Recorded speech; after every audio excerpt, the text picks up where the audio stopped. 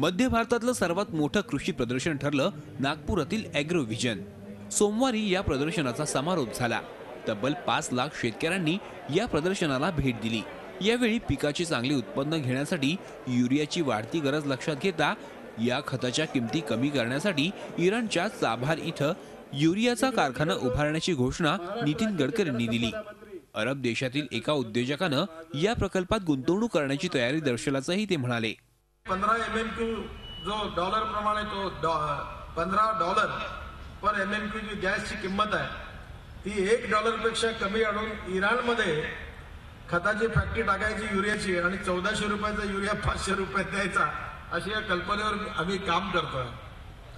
मला इराणचे प्रधानमंत्री राष्ट्रपतींना मी भेटलो। आता मला एमिरेट्स म्हणून दुबईचे मोठे शेख भेटले आणि ते म्हणाले तुम्ही जर ही फॅक्टरी टाकाल तर मी इन्व्हेस्टमेंट करायला तयार आहे।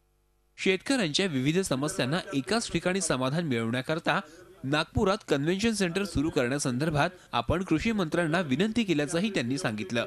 नागपूर वर्धा महामार्गावरील 400 एकर जमिनीच्या पट्ट्यावर हे केंद्र उभारावं अशी विनंती केल्याचंही ते म्हणाले। मी कृषी मंत्र्यांना विनंती केली की 400 एकर जागा आहे तुमची वर्धा रोडवर, तुम्ही याच्यावर हे कन्व्हेन्शन सेंटर करायला पुढाकार घ्या। त्यांनी मला काल सांगितलं की मी पूर्ण मदत करायला तयार आहे, तुम्ही महाराष्ट्र सरकारकडनं हा प्रपोजल तयार करा आणि घेऊन या। शेतकऱ्यांनी विविध तंत्रज्ञान स्वीकारावं तरच या घटकाच्या विविध समस्यांवर नियंत्रण मिळवता येईल असंही ते म्हणाले।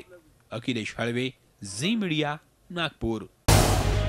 झी 24 तास रहा एक पाऊल पुढे।